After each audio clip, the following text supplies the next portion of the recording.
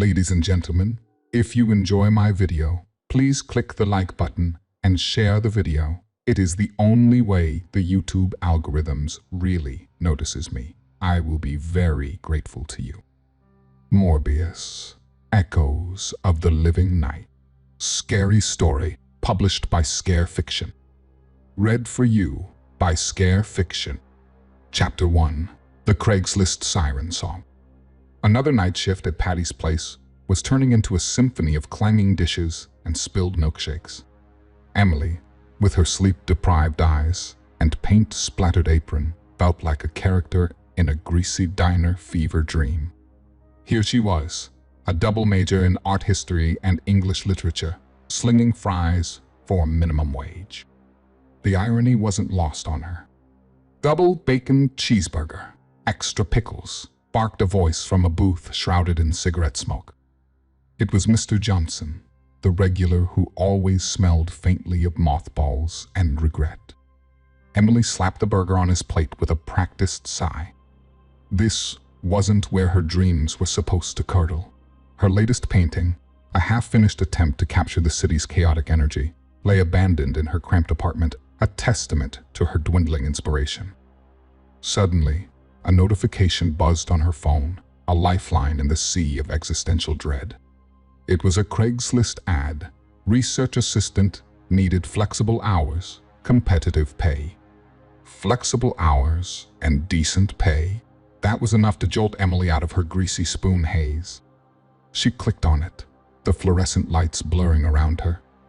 Biomedical research facility, seeking a detail-oriented individual with an artistic background. That's specific, she muttered, a spark of curiosity flickering in her chest. Artistic background? In a biomed lab? This was either a scam or strangely intriguing. Driven by morbid fascination and the desperate need for a change, she hit apply now. Down a desolate rabbit hole. The GPS led her to a forgotten corner of the city, a neighborhood where buildings wore their decay like tattered flags. Graffiti-covered storefronts stood like forgotten teeth, and a biohazard warning sign on one boarded-up window sent a prickle down Emily's spine. This wasn't exactly the sterile lab environment she imagined. At the end of the street, the Thorne Institute loomed, a Victorian mansion fallen on hard times. Crumbling turrets poked at the bruised sky, and ivy crawled up its decaying facade like a skeletal hand. A crooked sign proclaimed it under renovation, but the only sign of construction was an overflowing dumpster overflowing with debris. It looked more like the setting for a low-budget horror movie than a research facility. Despite the chill that crept down her spine, Emily pushed open the creaky iron gate. It shrieked like a banshee, the sound echoing through the deserted street. Inside, the air hung heavy with damp earth and something metallic, a smell that tickled her nostrils unpleasantly. Dust motes danced in the feeble slivers of light filtering through grime-coated windows. Cobwebs draped the peeling wallpaper like macabre tapestries. Following the flicker of a distant light, Emily ventured deeper, the floorboards groaning ominously beneath her feet. A sudden gust of wind, seemingly born from nowhere, rattled the windows and sent a flock of startled pigeons flurrying from the crumbling rafters. This place was creepy, no doubt about it, but the morbid curiosity gnawing at her propelled her forward. A symphony of the unseen. The hallway opened into a large, dimly lit chamber.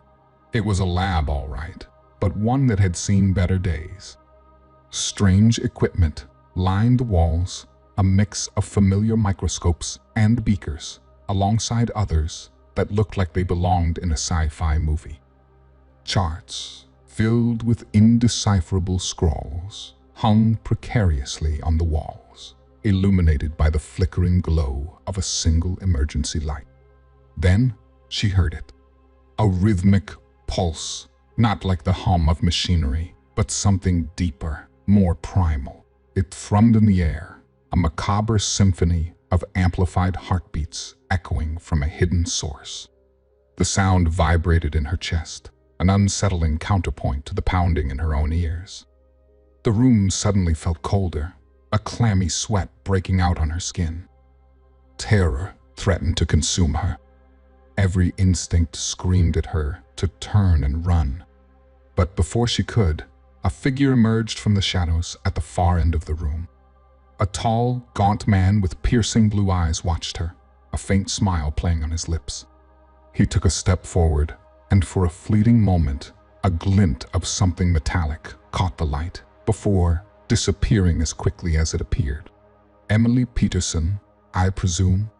His voice was a low rumble, surprisingly soothing despite the unsettling surroundings. "Welcome to the Thorn Institute. I'm Dr. Elias Thorn. We've been expecting you." Emily swallowed, her mouth dry as a desert. This wasn't a biomedical research facility. This was something different, something far more terrifying. But a sliver of hope remained. Dr. Thorn's calm demeanor, coupled with the unspoken promise of rekindling her artistic spark, held. Chapter 2: A Symphony of Secrets. Dr. Thorn's smile held an unsettling charm, like a snake mesmerizing its prey. Emily found herself oddly drawn to him, despite the unsettling symphony of heartbeats filling the room.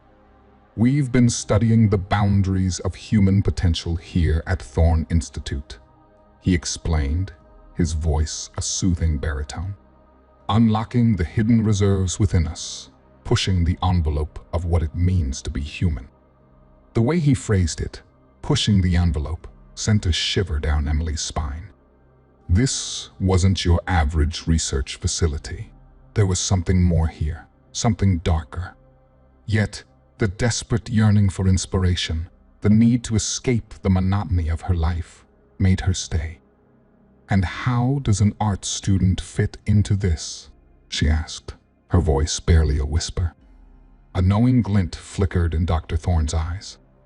"We believe creativity is a fundamental human potential, a gateway to unlocking the mind's true potential. Your artistic background is an asset, Miss Peterson.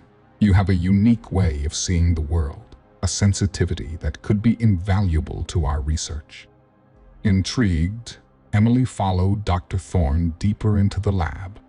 The rhythmic pulse of amplified heartbeats grew louder, a constant reminder of the unsettling mystery.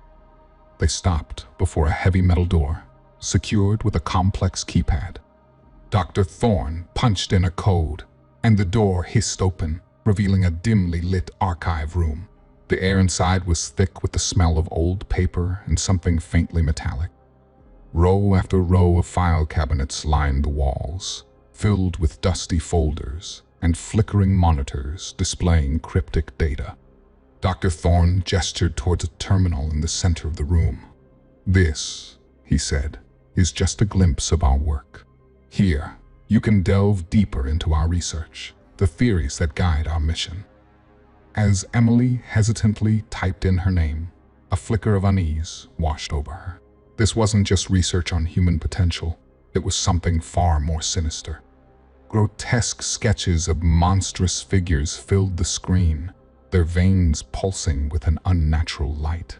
Distorted audio recordings played snippets of chilling experiments, the sound of screams echoing through the speakers. One file, titled Project Morbius, stood out. Clicking it, Emily was bombarded with a strange history, a legendary creature called the Living Vampire, Morbius, rumored to possess superhuman strength and heightened senses. The research detailed attempts to capture and study Morbius's blood, believing it held the key to unlocking the hidden potential within humans. A cold sweat prickled Emily's skin. This wasn't unlocking human potential. It was playing with forbidden knowledge. The symphony of heartbeats pulsed faster, a relentless drumbeat in her ears. "Morbius," she choked out, her voice barely above a whisper. This is crazy." Dr. Thorn turned, his smile widening ever so slightly. "Crazy or a once-in-a-lifetime opportunity? Imagine, Mrs. Peterson, the artistic heights you could reach with such power at your fingertips. Imagine the colors unseen, the emotions untapped.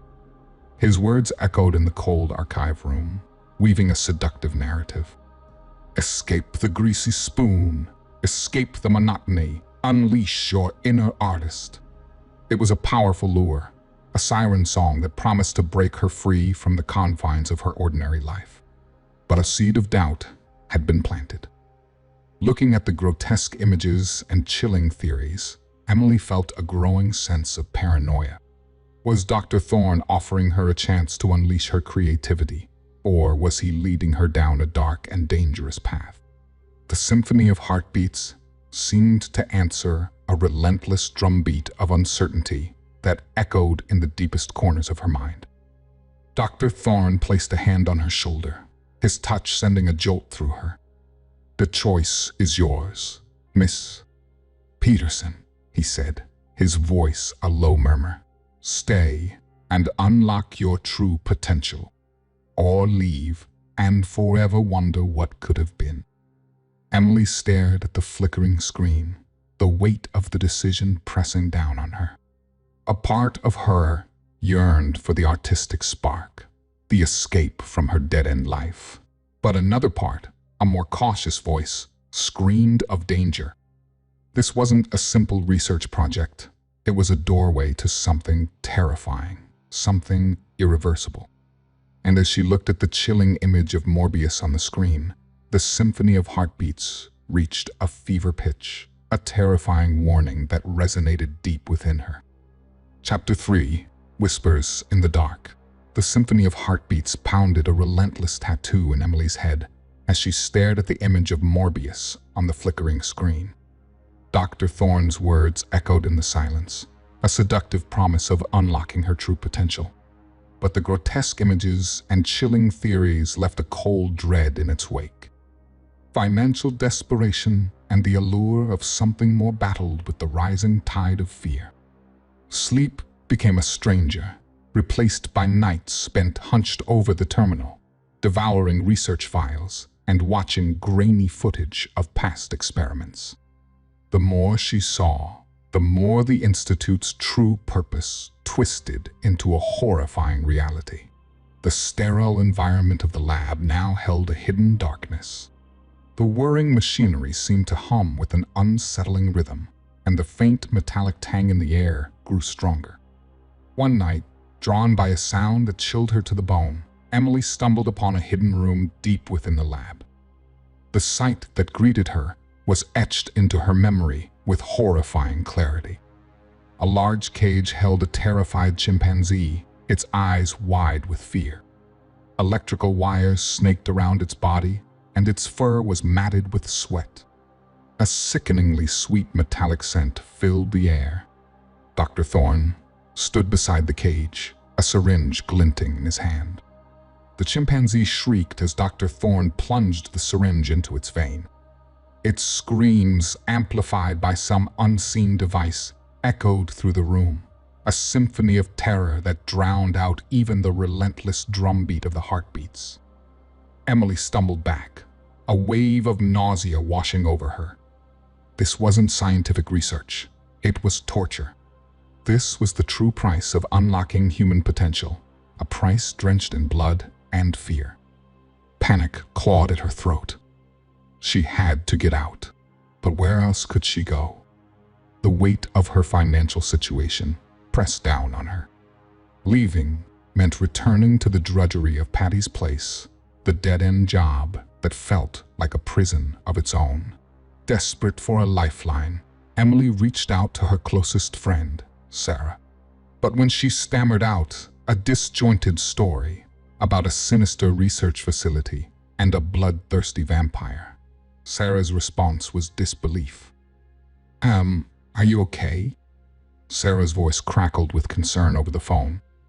"This sounds like something out of a bad horror movie."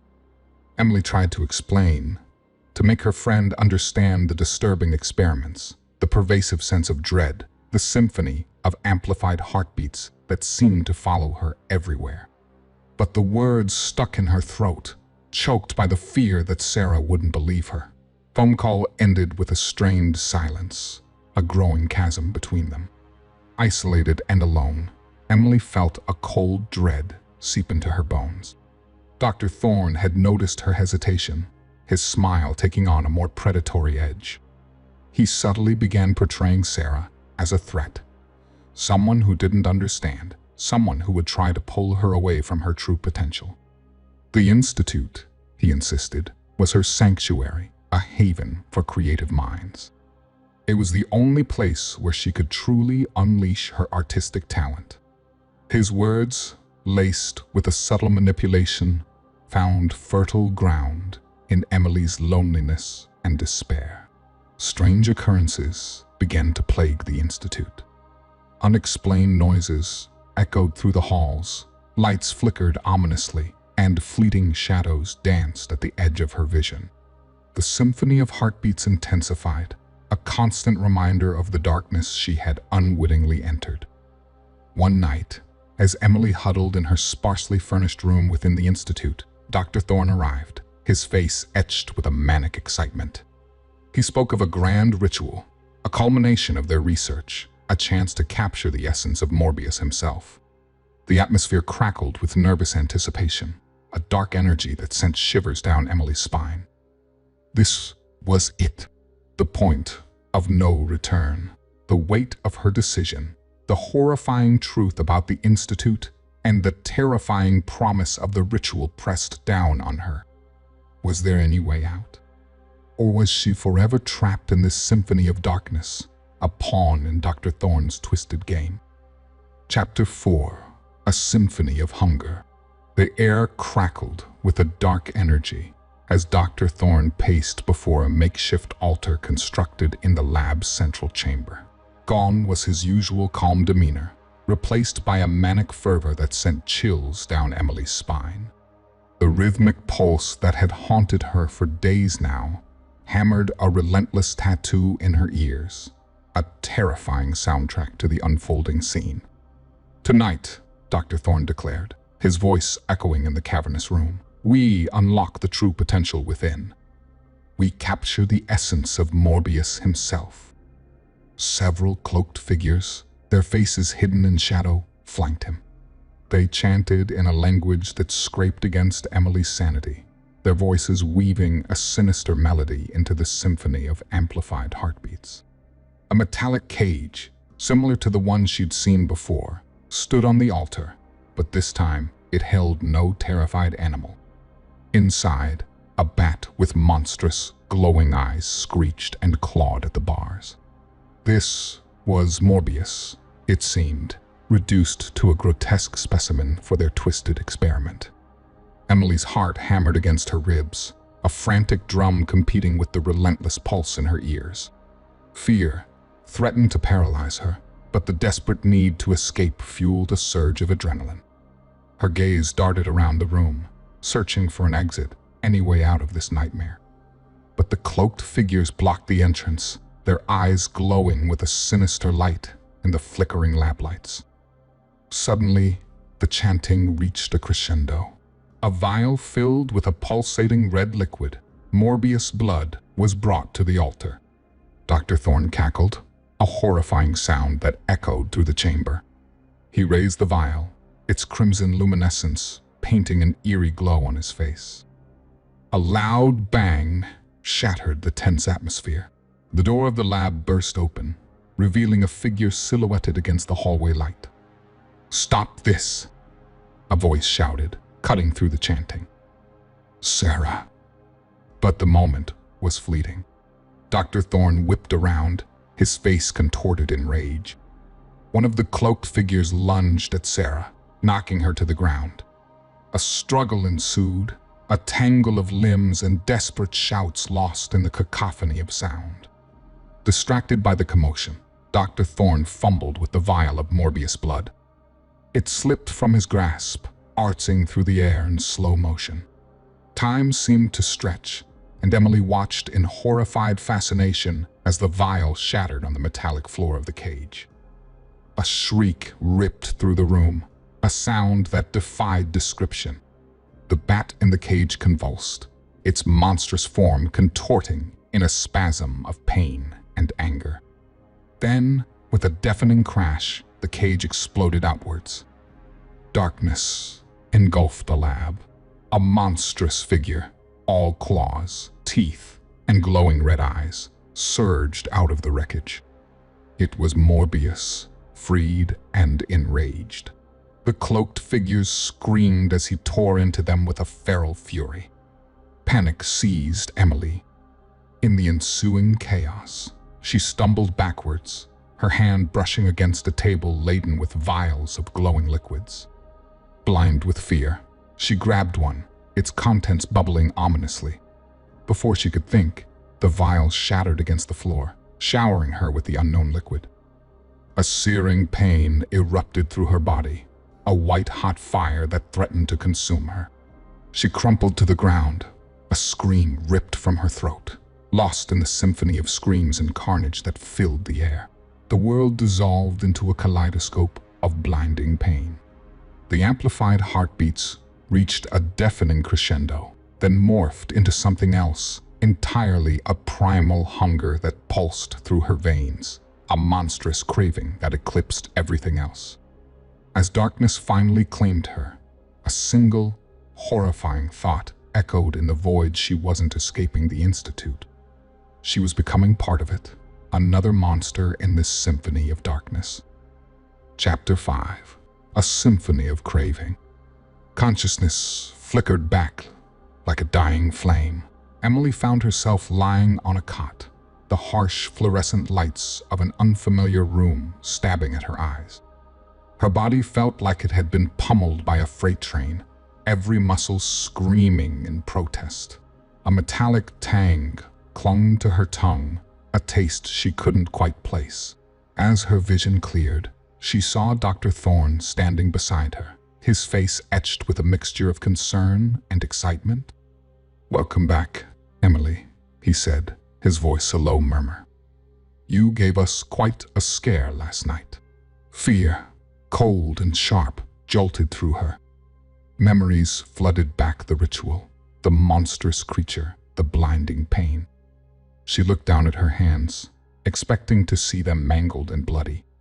But they were her hands, albeit pale and trembling. Dr. Thorne's smile widened. "Don't worry, you're safe here. Now, there's something you need to see." He helped her sit up, his touch surprisingly gentle. As she rose, the world seemed to tilt on its axis. The room was too bright, sounds too sharp, the air thick with a million tiny details that had previously escaped her notice. It was overwhelming, a sensory overload that left her dizzy and disoriented. He led her to a nearby mirror. The image reflected back sent a jolt of terror through her. Her eyes, the same hazel color, seemed to glow with an unnatural intensity. Her pupils were dilated, like those of a predator. A faint scent, metallic and musky, clung to her, the same taste that lingered on her tongue. "Morbius blood has changed you, Emily," Dr. Thorne said, his voice barely a whisper. "It has awakened your true potential. You are stronger, faster, more aware." His words sent a shiver down her spine. This wasn't potential, it was a curse. The truth dawned on her with sickening clarity. The metallic taste was blood. The amplified pulse in her ears wasn't just fear. It was a symphony of hunger, a primal craving that gnawed at her insides. Terror warred with a newfound sense of strength, a raw power that hummed beneath her skin. Dr. Thorne explained it all: the monstrous strength, the heightened senses, the insatiable hunger for blood. He spoke of controlling the beast within, of using her newfound abilities for good, even offering a steady supply of sustenance, cryptic words that did little to ease her growing dread. But the hunger was real, a monstrous presence that clawed at the edges of her sanity. She tried to focus on his words, on the promise of control, but all she could hear was the pounding rhythm in her ears, a relentless drumbeat urging her to feed. Escaping the institute became a desperate necessity. With a surge of unnatural strength, she overpowered Dr. Thorne and fled into the night. The city streets, once familiar, now felt alien and hostile. The symphony of heartbeats resonated not just in her ears, but all around her, a cacophony of unseen life pulsing in the shadows. She found herself drawn to a deserted alleyway, the rhythmic thump-thump of a lone heartbeat, a beacon in the darkness. A man, oblivious to the danger lurking in the shadows, stumbled past, his silhouette framed by the flickering neon sign of a bar across the street. The hunger roared, a primal beast unleashed. Emily took a step forward, her senses overwhelmed by the man's scent, his fear a tangible thing in the darkness. Every fiber of her being screamed at her to attack, to quench the insatiable thirst that consumed her. But another voice, a faint echo of her humanity, fought back. Memories of laughter with Sarah, the comfort of her cramped apartment, the warmth of paint-stained fingertips, flickered against the rising tide of hunger. The man was unaware, humming a tune as he fumbled for his keys. This wasn't who she wanted to be. This wasn't how her story was supposed to end. But the beast within her was growing stronger, the symphony of hunger reaching a deafening crescendo. Would she surrender to the monstrous hunger that coursed through her veins? Or would the last vestiges of her humanity find a way to fight back? As she stood frozen in the shadows, the answer hung precariously in the balance. Chapter 6: Echoes in the Dark. The city lights blurred into a kaleidoscope of colors as Emily sprinted through the deserted alleyway. The primal hunger that had roared within her moments ago had receded, leaving behind a crippling wave of guilt. The metallic tang of blood hung heavy in the air, a sickening reminder of the monster she'd almost become. Tears streamed down her face, blurring the neon lights that bled into the night sky. She was a fugitive, a creature of the shadows, forever changed by the events at the Thorne Institute. Every beat of hurt felt like a drumbeat of accusation, a constant reminder of the monstrous strength coursing through her veins. Exhausted and lost, she stumbled upon a derelict building, its boarded-up windows like vacant eyes staring down at the desolate street. Taking refuge within the crumbling structure, she sank down on a pile of debris, the city's symphony of sounds, a dull roar in her overwhelmed ears. Sleep, a fragile comfort, offered a temporary escape. When she woke, the guilt remained, a cold knot in her stomach. But with the harsh light of day came a flicker of determination. She couldn't let this define her. She had to find a way to control the monster within, a way to reclaim some semblance of her humanity. Driven by a desperate hope, Emily remembered her old laptop, abandoned in the chaos of her escape. Rummaging through her backpack, a miracle it was still there, miraculously unscathed. With trembling fingers, she booted it up, the familiar glow of the screen a tiny beacon in the encroaching darkness. The internet, once a portal to procrastination, now offered a lifeline. Searching for answers, she stumbled upon a hidden online forum. Its name cryptic, Those Who Walk Among Shadows. Skepticism warred with a desperate need for connection. Could this be a haven for people like her, touched by the fringes of the unexplained? With a pounding heart, Emily created an account, her username a hollow echo of her former life, Arts Escapee. She posted her story, a jumbled narrative of a research institute, a vampire's blood, and an insatiable hunger. The silence that followed stretched into agonizing minutes. Had she poured her soul out into the void? Just as despair threatened to consume her again, a notification popped up on the screen. Someone had responded. "Welcome Artsescapie, the message read. Your story sounds familiar. We've been researching the Thorn Institute and a creature called Morbius for years. You're not alone. The message was signed simply Alex. A sliver of hope, fragile as a spiderweb, but hope nonetheless. Emily typed a frantic reply, pouring out the details she could remember: the experiments, the ritual, the transformation. Alex responded quickly, his messages filled with a cynicism that bordered on world weariness. Yet, there was a thread of determination woven through his words. He, like Emily, seemed to be searching for answers. Together, through text messages and whispered phone calls, they began to piece together the truth. Morbius, according to Alex, was more than just a legend. He was a real creature, a being of immense power who had plagued the city for centuries. The Thorn Institute, Alex explained, was obsessed with unlocking his secrets, with replicating his abilities. And Emily, unknowingly, had become part of that twisted experiment. The blood, the hunger, the heightened senses, they were all a consequence of Morbius' curse. The revelation, horrifying as it was, provided a strange sense of clarity. She wasn't just a monster, she was a victim. But with that knowledge came a terrifying truth: the hunger within her, a constant threat to the fragile hold she had on her humanity. As the sun dipped below the horizon, casting long shadows across the city, Emily and Alex exchanged a final message. They were far from allies, two strangers bound by a shared encounter with the darkness. But in the face of the unknown, they offered each other a flicker of hope, a promise to fight the shadows together. Chapter 7: A Symphony of Shadows. Days bled into nights, a blur of frantic online conversations, and a constant battle raging within Emily. The hunger, a ravenous beast caged within her, grew stronger with each passing hour. Alex, through his cynicism, offered a lifeline, a set of self-control techniques he'd gleaned from his research on the supernatural.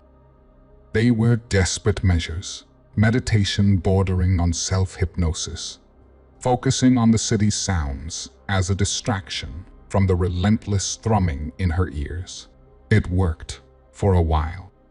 The symphony of hunger dulled to a low hum, but the primal urge remained, a constant threat lurking beneath the surface. One night, the hunger roared back with a vengeance. The city lights, once a source of fear, now beckoned like a siren song. The symphony in her ears morphed into a cacophony of pulsing heartbeats, each one a beacon leading her to a potential meal. Driven by a primal need, Emily ventured out. Her senses, heightened beyond human capabilities, painted the city in vivid detail, the tang of fear in the air, the frantic rhythm of a lone jogger's heart.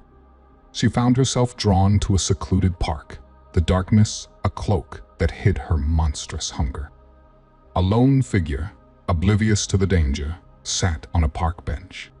The symphony in Emily's head reached a fever pitch, a maddening chorus urging her to attack.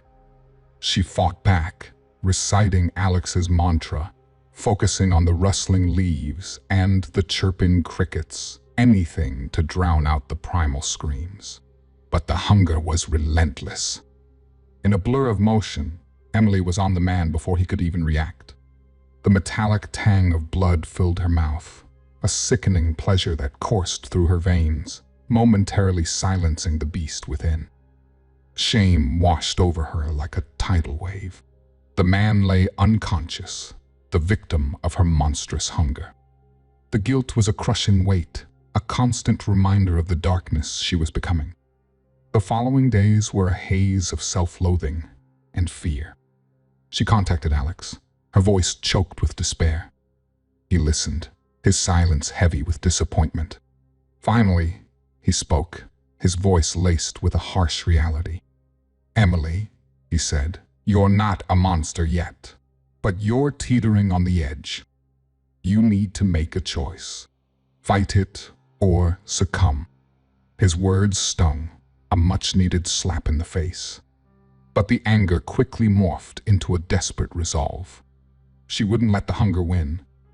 She wouldn't become a mindless beast. One night, as the hunger threatened to consume her again, Emily found herself at the abandoned Thorn Institute. Driven by a reckless desire to confront the source of her curse, she smashed through the boarded-up windows, the symphony of her own heartbeat echoing in the deserted halls. Suddenly, a figure emerged from the shadows. Alex. He wasn't there to help, his face etched with a grim determination. "You're too dangerous, Emily," he said, his voice tight with a mixture of fear and anger. "I can't let you hurt anyone else." A brutal fight ensued, a clash between desperation and determination. Emily, fueled by the hunger and the raw power coursing through her veins, fought with a ferocity that surprised even her. But Alex was resourceful, his movements honed by years of investigating the fringes of the paranormal. Fight raged through the derelict lab, the symphony of their heartbeats, the only sound in the darkness. Just as Emily was about to overpower Alex, a flicker of recognition sparked in her bloodshot eyes.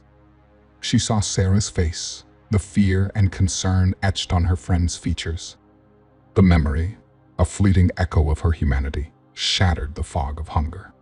Primal rage receded, replaced by a wave of nausea and self-loathing. She stumbled back, collapsing to the floor, tears streaming down her face. The monster within was still there, but for the first time, she had glimpsed a way to control it. The fight wasn't over, but in the face of her own reflection, a sliver of hope remained. Chapter 8. A Symphony of Echoes. The fight with Alex lingered in the air, a stark reminder of the razor's edge Emily walked. Battered and bruised, not just physically but emotionally, she clung to the sliver of humanity that had flickered back to life. Alex, his face grim with a mixture of concern and anger, extended a hand to help her up. "We have to stop them, Emily," he said, his voice rough. "They're planning another ritual, another attempt to unleash Morbius. This time, we have to be ready." Emily swallowed, the metallic tang of blood still clinging to her tongue. The memory of the park, the helplessness of her victim, fueled a burning resolve.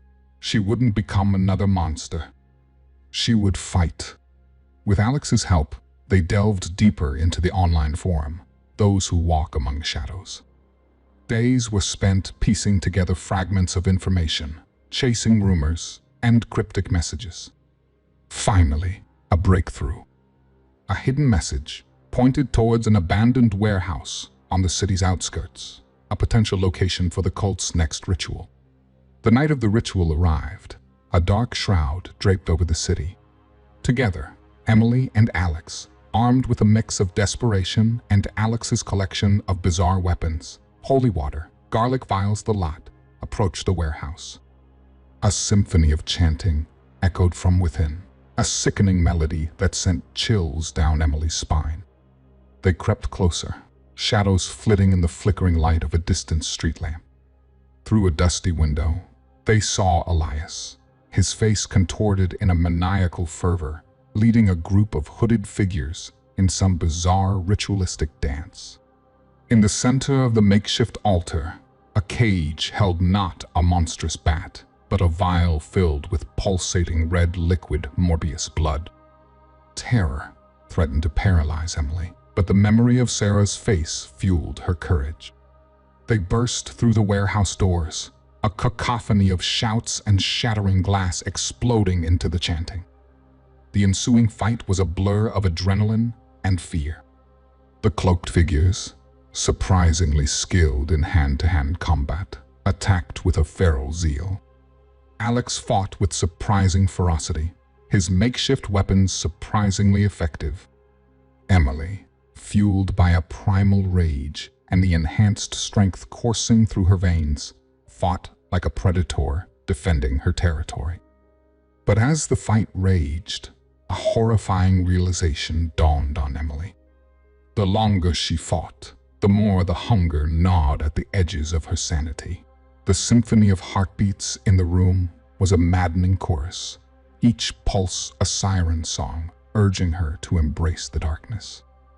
Elias, amidst the chaos, managed to break free and reach the vial of Morbius blood. With a triumphant shout, he raised it aloft, just as Emily lunged towards him. Their desperate cries filled the air, a tangled web of fear and desperation. In that split second, the world seemed to slow down. One path led to the vial, to the darkness it promised, to the power that could finally silence the monstrous hunger within. The other led to Alex, to Sarah. The vial shattered against the concrete floor, sending a spray of red liquid flying. Emily stood frozen, her body trembling, the hunger a dull roar instead of a deafening scream. She had stopped him, but at what cost? Silence descended upon the warehouse, broken only by the ragged gasps of exhausted breaths. The cultists lay subdued, their fanatic zeal replaced by a look of a defeat. Elias, his manic energy drained, slumped against the wall, a broken man. As the police sirens wailed in the distance, Alex approached Emily, his face a mask of relief and concern. The victory felt hollow, a bitter taste in her mouth. She had stopped the cult, but the battle within her was far from over. Looking at her hands, now stained not with blood, but with the shattered remnants of Morbius's curse, Emily knew the fight had just begun. The symphony of hunger would forever echo in her ears, a constant reminder of the darkness she now carried within. But amidst the shadows, a single note lingered, the faint melody of hope, the echo of the humanity she clung to with a desperate grip.